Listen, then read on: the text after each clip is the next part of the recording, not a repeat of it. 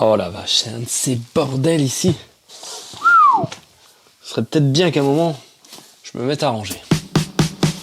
C'est l'occasion de découvrir quelques accessoires que j'ai pu utiliser depuis un moment. Dans cette vidéo, je vais te montrer 5 accessoires que tu dois avoir pour rendre tes vidéos plus créatives.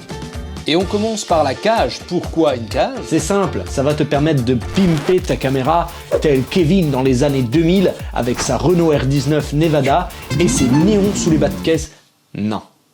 Et je n'ai rien contre les Kevin évidemment. Mais ça va te permettre de gagner en ergonomie en lui rajoutant des accessoires, encore vu ce qu'on est en plein dedans, comme une poignée ou deux, des récepteurs HF, un moniteur comme c'est le cas actuellement, ou encore peut-être un micro canon. Enfin bref, tu as compris l'énorme possibilité de pouvoir y ajouter des accessoires grâce à ces trous. Ça va te permettre aussi de t'affranchir de ce fameux L si tu vas vouloir faire des vidéos en format vertical, puisqu'il y a aussi des trous sur les côtés pour te permettre de retourner ton appareil. C'est vraiment quelque chose, une fois qu'on l'a, on ne peut plus s'en passer. Et on va se demander d'ailleurs comment j'ai fait avant.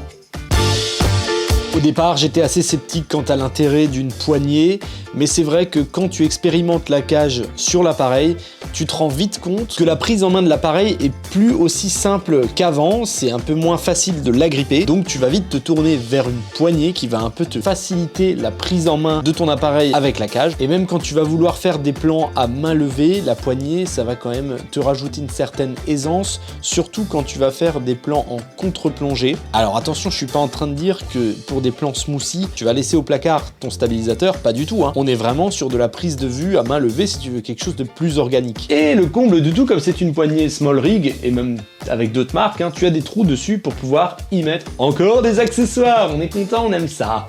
Allez, viens, je vais te poser ailleurs. Hop, on va faire comme ça. Je vais essayer de pas trop vous bousculer.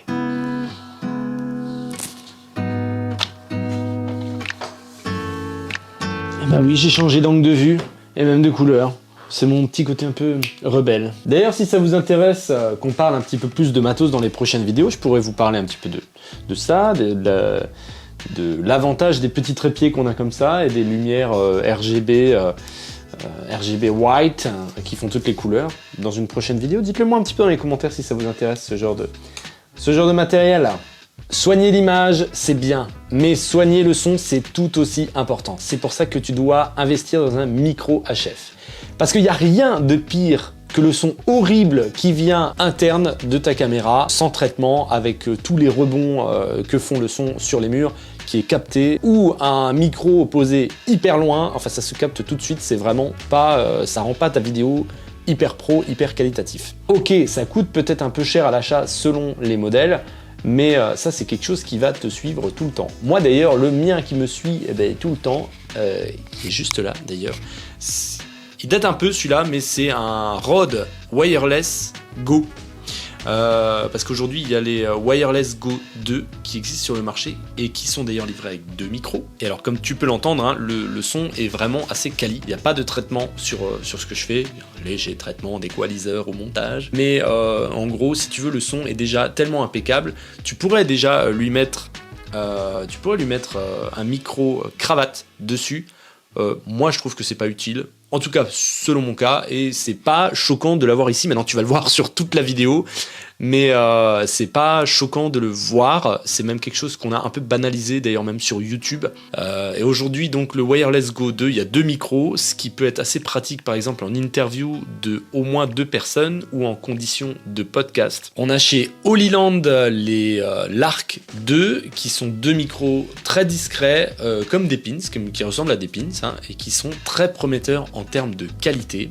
Alors moi j'ai pas pu les tester, mais c'est les tests que j'en ai vus.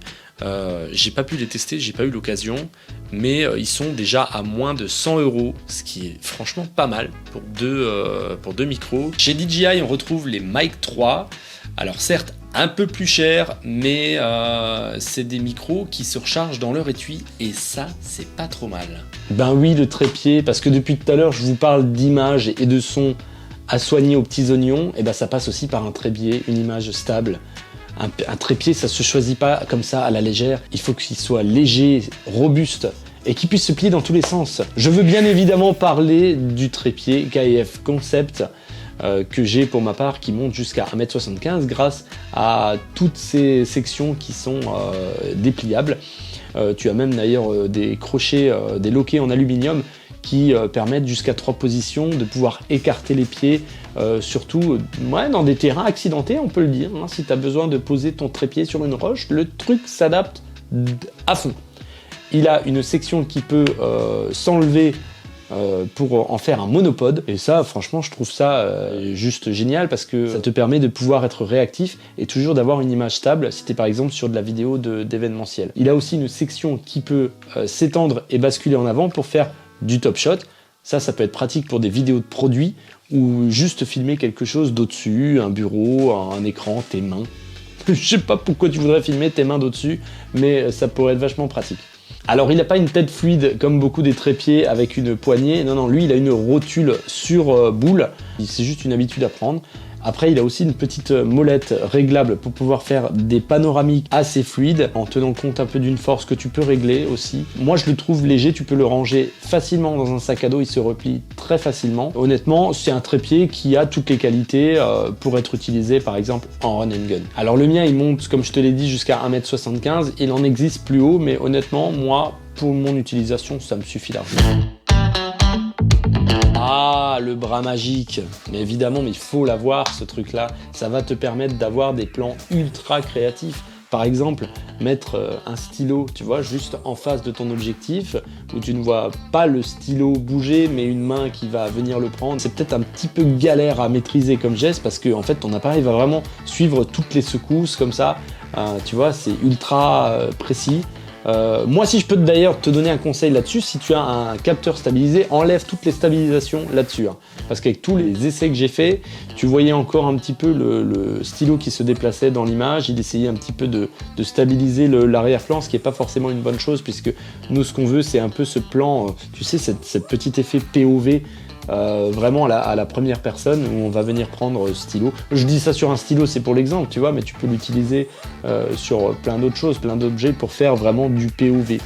Tu peux l'utiliser, tu peux détourner son utilisation aussi en y mettant par exemple une lumière. Moi c'est actuellement comme ça que je me filme avec la lumière qui m'éclaire. Je l'ai utilisé en le glissant juste simplement sur le pied avec la pince qui est fournie et au bout tu as une vis 3/4. C'est un truc à avoir. Le bras magique c'est vraiment quelque chose à avoir si tu veux vraiment rendre tes plans créatifs mais step up quoi. Et pour le coup c'est pas un accessoire qui coûte hyper cher, je crois qu'on est aux alentours un peu 50 € voire un peu moins. Et le mien encore une fois je crois qu'il vient de chez Small Rig. Si je dis pas de conneries, c'est peut-être marqué quelque part, mais tu peux vérifier. Oui, c'est ça. C'est un Small Rig. Et puis les mecs, hein, gardez-vous des trépieds aussi, des petits trépieds comme ça de table. Ça peut être vachement pratique. Peut-être pas pour une caméra parce que c'est assez lourd, mais des accessoires comme une lumière, ça c'est vachement sympa. Tu poses juste ça sur une table, pop, et le tour est joué. Voilà. Et moi ça me sert de keylight, tu vois.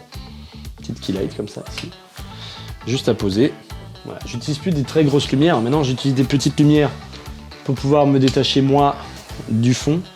Bon là c'est pas le cas parce que c'est éclair un peu partout là, il faut que je remette mon bordel. Mais voilà, ça peut faire franchement le taf. Hein, ça c'est bien des petits trépieds comme ça. Voilà, bah écoute, je pense qu'on a fait le tour un petit peu des 5 accessoires à avoir pour booster ta créativité. J'espère que ça t'a plu. En tout cas, si t'es intéressé, je t'ai mis tous les liens en description ou équivalents d'ailleurs des accessoires que je t'ai présentés ici. Et puis bah, n'oublie pas de t'abonner, comme ça tu seras au courant des prochaines vidéos quand elles sortent. C'est quand même formidable l'internet de nos jours. C'était Seb le Réal. À plus.